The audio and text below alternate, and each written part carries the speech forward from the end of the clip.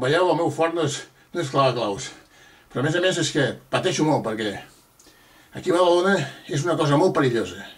Tothom sap que si algú fa un esternut a Pequín, a Nova York es poden encostipar.